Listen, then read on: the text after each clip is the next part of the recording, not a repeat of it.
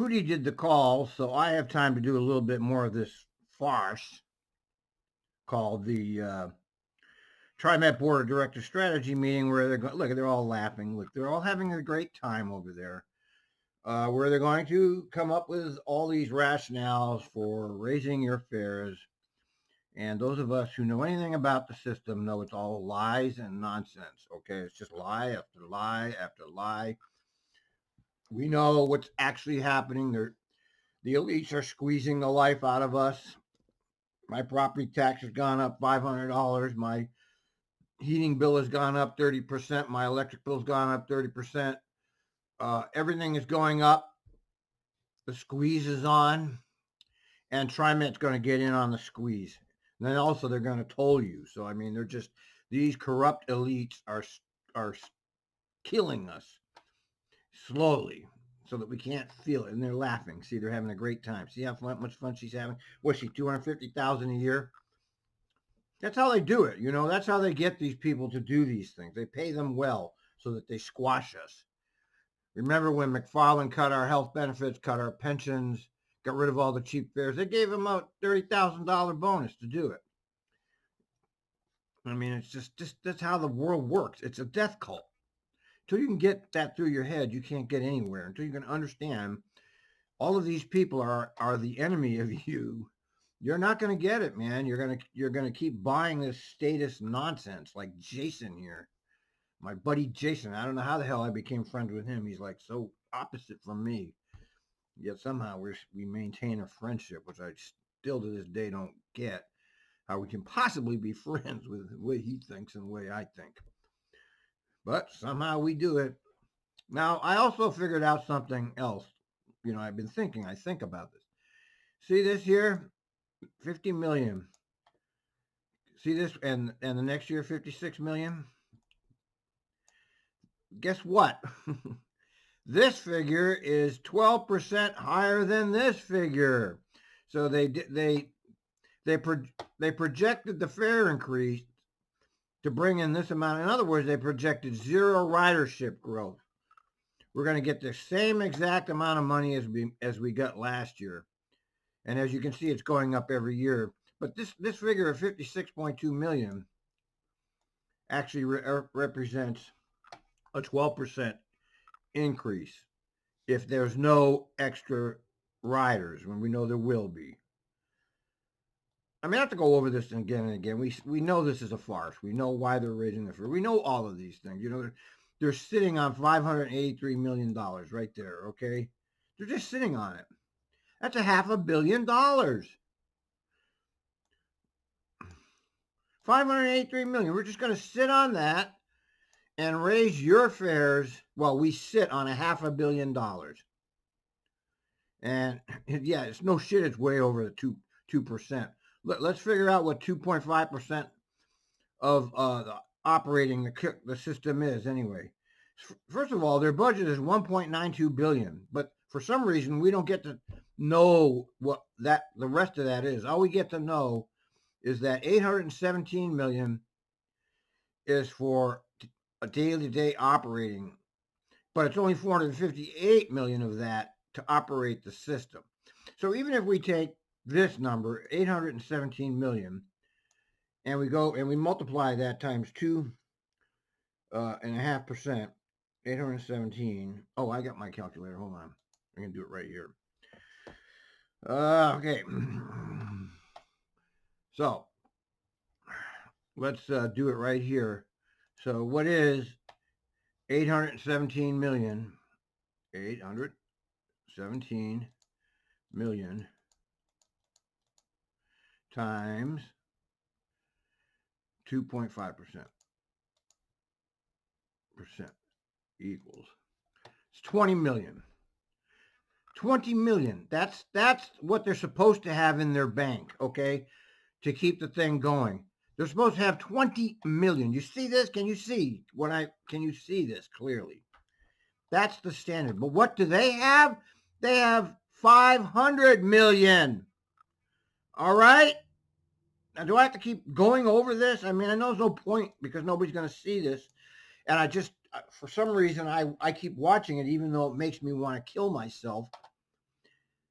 This is what they're supposed to keep in their bank, 20 million, and this is what they're keeping in their bank. 508, they're keeping 10 times. They're keeping more than 10 times the amount they're supposed to be keeping. So these people are just shameless liars, okay? That's what they are. Let's listen to their lies. When you want to talk. Now I can't see. So funny. Laverne. So funny. You're such funny people. Yes, Director Gonzalez. Here's Ozzy. Come on, Ozzy. Can you now? You know the thing about Ozzy. You know he does Twitter occasionally, and sometimes he actually tweets stuff that makes sense. Okay, sometimes he's actually making points that are actually valid. And so I wonder, how can you actually know what's going on, Ozzy, but then participate in this farce? How can you know the truth and participate in the? Well, I know the answer to that. It's you're expected to perform certain functions here. You're in a box. It's not like these are free thinkers. They've been told to support the general manager. That's what their job is. You have the floor. Yes. Thank you, President Simmons. Thank you, President Simmons. A question here on fare box recovery ratio. To what extent are you evasion in this current ratio, and any changes? Are you factoring any changes to fare evasion rates as we move forward in the forecast? I think I heard the question. So do we have any consideration in the financial forecast for fare evasion? Is that correct? Yeah, and do you factor any changes to fare evasion rates over time? Okay. So within our financial forecast, we do multiple scenarios. And included in those scenarios are increases in our ridership, considering the removal of fare evasion to different levels, as well as a baseline of where we're at today.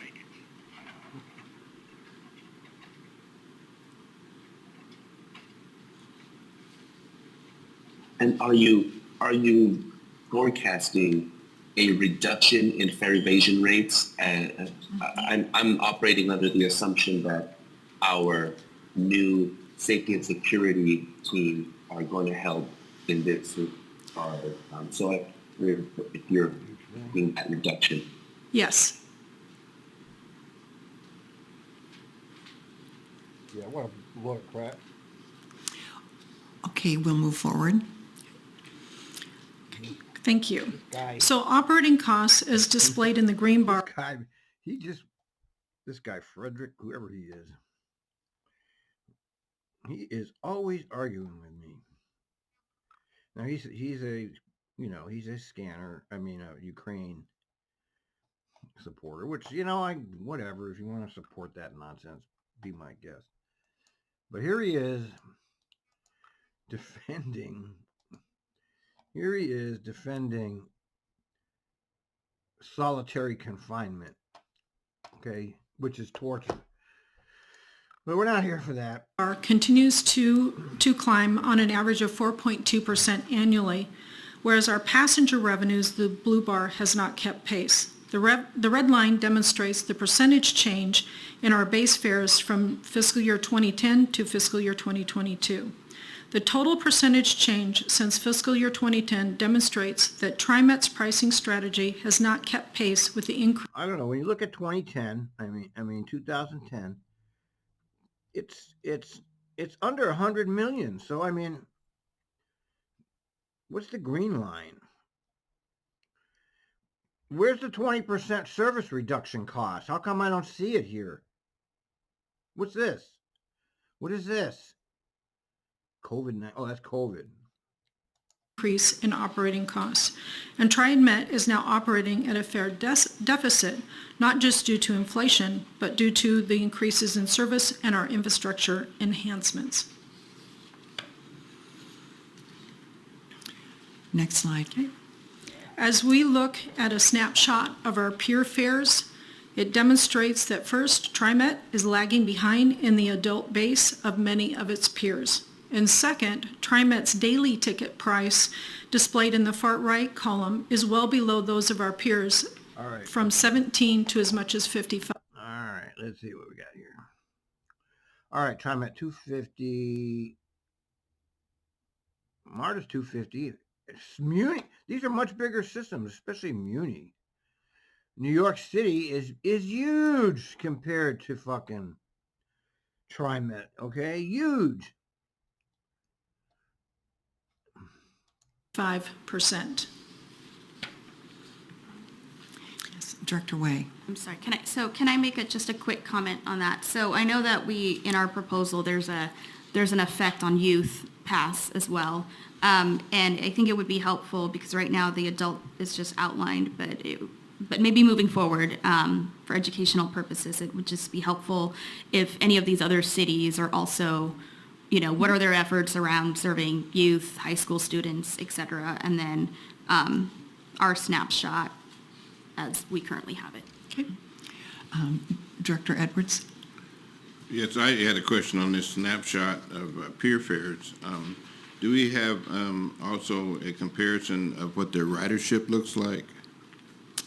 Yeah, We can certainly provide I that to can you. tell you that goddamn MTA is the only actual transit system that actually does get fare recovery that's substantial in terms of the operations. Trimet is one of the lowest. I don't know about these. King County, I'm not sure how they are sound. Yes, that would be very helpful if we had that, so we can have a full comparison. Yeah, Okay.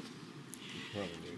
And we can provide that probably, at the next board meeting, or even maybe before then, we can send it out. Yes. All right. So looking at the average annual inflation over the past decade, fuel costs have increased on average 2.4%. So in fiscal year 2012, fuel was $3.40 a gallon, and in 2022, $4.31 a gallon, an overall increase of 27% since 2012. Food has increased on average 3.1%. No, what a bunch Your of food bill baloney. That's nonsense. Look at this. Fuel has increased 2.0. They're talking about or are they talking about everybody here? These numbers are wrong, man. If they're talking about everybody, these are wrong. Food's way more than 3% from 2012 to 2022. Electricity last year alone was 30% for me. Food is more like 40%. Where are they coming up with this? Is this Trimet? in 2012 of $100 now costs you $135.19, an overall increase of 35% since 2012. Electricity has increased 3.6%. A $50 electric bill in 2012 now costs $70.98. Okay. I see. So, all right, I see what she's saying. Yeah, this is more believable here. Yeah, those figures are believable. Although fuel is low, food, that's maybe around there. Electricity, definitely 42%. An overall increase of 42% since 2012. All right, I believe However, that. the Trimet adult ticket in 2012 was $2.50 and remains the same since 2012, experiencing a 0% increase. Yes, that's all true, but that's all true. But as I keep going back to this, okay, they got money coming out of their ears. I'm not going to keep going over it. It's not like they're broke. This idea of a fiscal cliff is a lie. They're not talking about they just increased the service 20%. Over the decade. Had Trimet increased fares at any time during this past decade by 30 cents, our average annual increase would be 1.1%, with an overall increase of 12%. The proposed fare increase is less than half the fuel increase and 3 times less than the increase in food and electricity. There's only one problem with all of this, her thinking, is she's talking about doing this to the poorest people, literally the poorest. They're not talking about me. I can afford this, although I can see eventually the money's going to disappear at this rate. All of us who are living comfortably at the moment will not be living comfortably within a decade or sooner. But when she's talking about that, you're talking about people that have no money. And you're making 6 figures. Trimet applied a 2% annual increase over the past decade, then the adult fare today would be $3.05. During the past decade, Trimet has been busy with system expansion and innovations. Nobody including want to adding- ask for any of that. You did that without asking anybody. They just rolled that shit out on us. Never took a vote, never asked anybody. They just kept expanding. I was talking about this a decade ago. What the hell do you think you're doing? Why do you keep... I knew this was going to happen. I said 10 years ago this was going to happen, and it happened. Okay? It was obvious. We've already been through this. The so-called Great Recession, if those of you who remember that, they had all the same shit. It's basically the same presentation. What was the Great Recession? I didn't notice any. They stoked fear in the public. They stoked fear in the operators. We're going to get laid off. Everybody was scared. Nobody got laid off. The system was deconstructed like they did now. Don't you understand? These fucking things are done on purpose. All of this economic shit is intentional. It's not some free market. It's engineered. And restoring frequent service in both bus and MAX, service enhancements, system reliability, express service, light rail extensions, adding electric buses and the corresponding infrastructure, along with our digital tools. At the time that Trimet was making these extensive system This expansions, goes on for 2.5. I don't know if I can watch this. This is so bad. It's like the most horrible thing to watch I've ever watched. adding approximately $32 million annually to our operating costs, Trimet also eased the burden to our riders when we implemented the HOP pass with fare capping, along with a highly subsidized low-income fare program and student pass program. Okay, okay. So they did the HOP fare cap is fine. I mean, all of that's good. That's getting away from the bottom line here, though. You're squeezing the poorest people. Okay, the fare policy is not fine. It seeks a financially... See, they're lying. They're lying. It's a lie. The final slide today is to highlight a portion of our strategic financial plan policy that was adopted by the board in December of 2019. The policy addresses Trimet's fare policy, calling for a financially sustainable system that balances growth in both ridership and passenger revenue, specifically by maintaining a pricing strategy that keeps pace with the cost of service. The fare proposal that you will vote on in May is needed in order for Trimet to meet the responsibilities for a financially sustainable system. Thank you, and I'm happy to answer any further questions. Let's have the virtual participants. I can't see Director Bauman. Could we have Director Baum? Okay. So I'm looking to see at this point in the information what additional questions the board might have before we move into the next part of our presentation, which has to do with the Title VI. Title 6, let's hear this one. Director This Edwards. would be good. Are we going to have something today about safety and security as well? How the increased costs that we've had in that to compare it, because there's some outside influences that have impacted us, and we've had to respond to that. Yes, actually, that could have been in the last slide in terms of... I showed you that. I showed you that. The safety and security budget, how much it's gone up. I'll show you again, just for the hell of it, okay?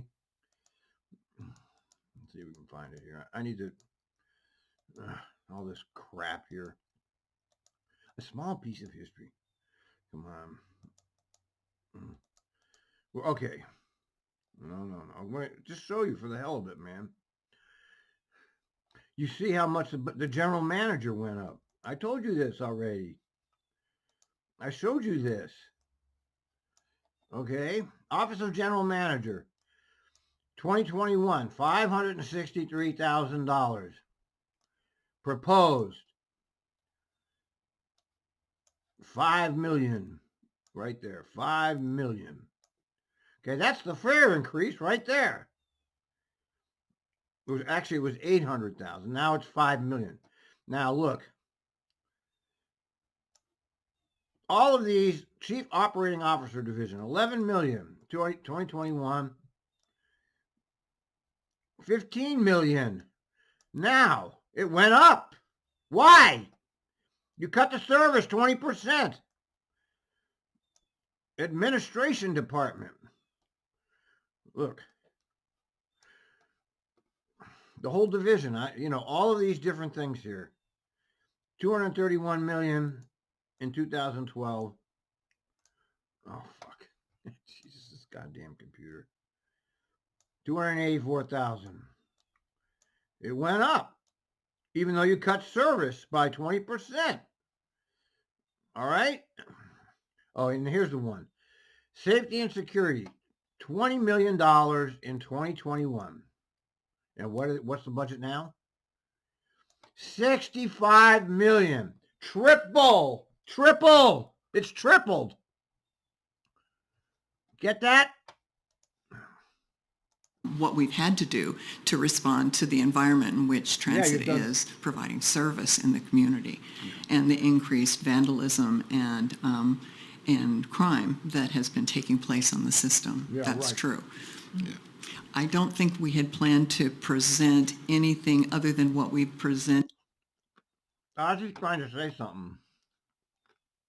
at the board meeting in terms of the additional positions that the agency has acquired in order to ensure transit riders that the system is safe. Not But safe. that is an additional cost that we've experienced. And I Not think at the safe. last board meeting, maybe it is delayed until the April board meeting. I mean, the agency's experienced tremendous vandalism that has resulted in Let me qualify that. The chances of you getting attacked on the transit system are pretty small. Okay, it's not. Don't believe the media. Oh my God, these drug addicts are going to attack you. No, that's not going to happen. Okay, that's very rare. That happens everywhere. There are random attacks. Yes, the chances of you having that happen are not that high. And even when I used to ride Max Light Rail back in 2011 or 10 or whenever it was, or 8 at night, I'd ride it back from Merlo. It was scary back then, because there was always some joker in the train that had to make a scene. It seemed to be like you always have somebody making a scene. Why don't you have conductors? Why don't they have people monitoring these trains at every station? I don't get it. huge increases in property improvements as well as vehicles and also assaults on staff. So let me see if there are any other comments. Honestly, Director Gonzalez? yeah. Oh, look. See, there's a little hand up. See that? It's a little electronic thing. Thank you, President Quimmen. Just for us to be on the same page for the record, I was hoping if you could please, just what is the, and what are, at the different levels, what are people paying? I'll ask one question at a time. So what is the cap currently? Oh, the cap. What is the cap? The fare cap. The fare cap. Our current fare cap on the daily is Riders. $5. Uh-huh. And what do you have to do to get to that cap? How often do you have to ride? I'm sorry. Oh, You cut out. Can you say that again? twice. Okay. Yes, to get to the fare cap, yes, you're going to be riding twice during the day. So once in the morning, once in the evening. Okay. Is there a monthly cap? So that's the daily cap. The monthly cap is $28 for honored citizens. Okay. $100 for a Is there a monthly cap for 100. adults? 100. Thank you. It's 100 for adults.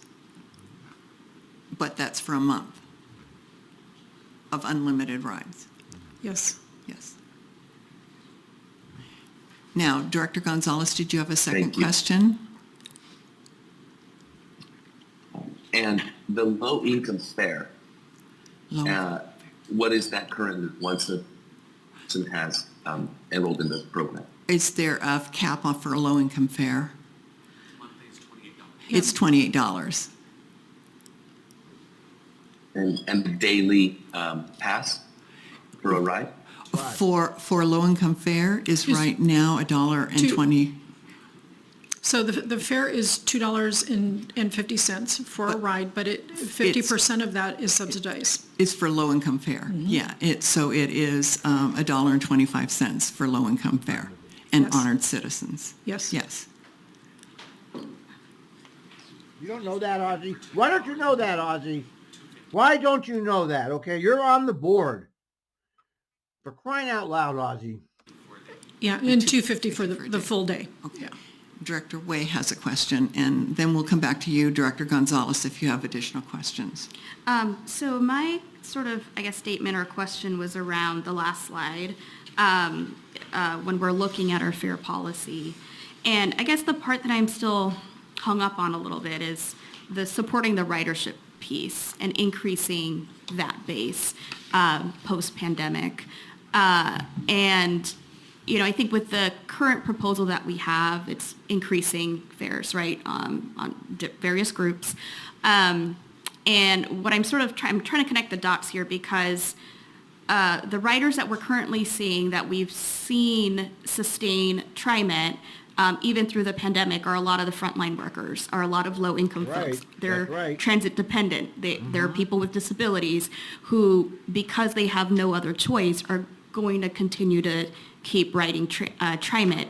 And I would even say if the fare increase were even to happen, they would still pay the increase and they would still keep riding. Yeah.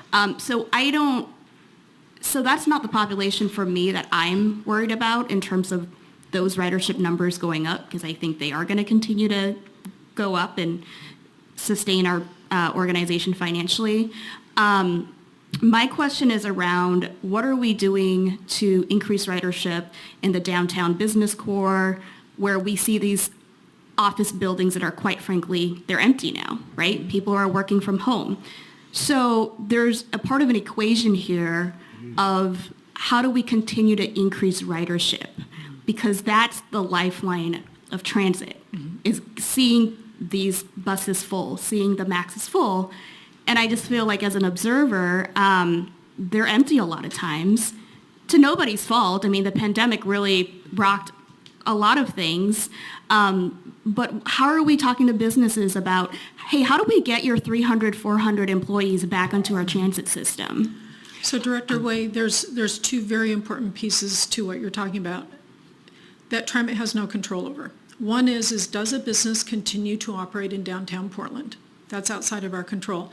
And second is when is the employer going to increase the return to in-person work for the remaining businesses? So that's definitely has an impact on Trimet, and I'll let JC speak to efforts. Just a point I wanted to make as well, the effort that the agency has done to look at new travel patterns through the Forward Together initiative in changing bus routes. Every agency in the country that has done that has resulted in significant increases in ridership. And so the most recent first reading of a resolution for improvements in September is we're going to start seeing the fruits of some of the changes in our routes. So I wanted to draw that correlation between route changes and understanding that because people are working from home and maybe not coming into the downtown, transit has an obligation to see where people need to go and then adjust to make it possible for them to get there on transit. What? I appreciate that comment, President Simmons, and I guess my point is exactly that, is that those populations are the ones that are going to continue to use our service, but those are also the ones that I think maybe we'll find out more in the equity analysis. They more oftentimes are people of color, transit dependent, Yes. folks with disabilities, Correct. and are low income. Correct, So again, correct. I'm not concerned about those ridership numbers because we know that service is going to continue to That's correct. help them and even enhance them with the Forward Together plan. The four together, nobody asked for that. Okay, we don't know how that's going to work out. That's some fucking bullshit they've come up with to justify their fucking slashing service. My question and my comment was around our other strategies of increasing ridership among people who are middle, higher income. Again, like, folks that I know who used to work downtown in a thriving downtown, take transit regularly, maybe has a car or two at home, but because they work downtown, they're just no longer here. And I know that some of it is out of our control, but, I do push back. I think it is part of our job. I think that is part of our outreach plan, is how do we work with businesses to make sure that public transit can become their number one choice when they go to work. Amen. A car required. Okay. Businesses do not allow you to be dependent. A lot of businesses. There's so many strings on this, or layers of this onion to pull back. I would say first and foremost is that our community is still going through a lot of stuff right now, and we're still trying to figure it out. You're not going through it, are you? You're nice. You're fat and happy, man. You're getting your check. Your check never stopped coming. You didn't even have to go to work for 2 years. But did that hurt you? No. You get to stay home and collect your check. What do you know about average people? You don't know anything. As a community, and we're working very hard, and with our partners.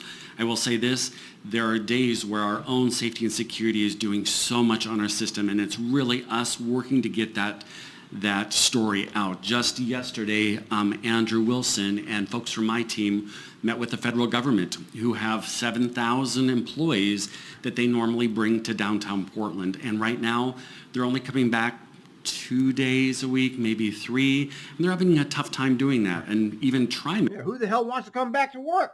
I mean, why the hell? If you're going to sit at a computer all day, why do you have to come to work? That's a very good question. Earlier this year, we went and started bringing people back to work.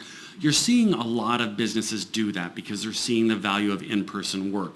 It's just not going as fast as we had thought, and because we're still dealing with... Never going to go back to the way it was, okay? Never. There's an office space crash going on right now. Some issues.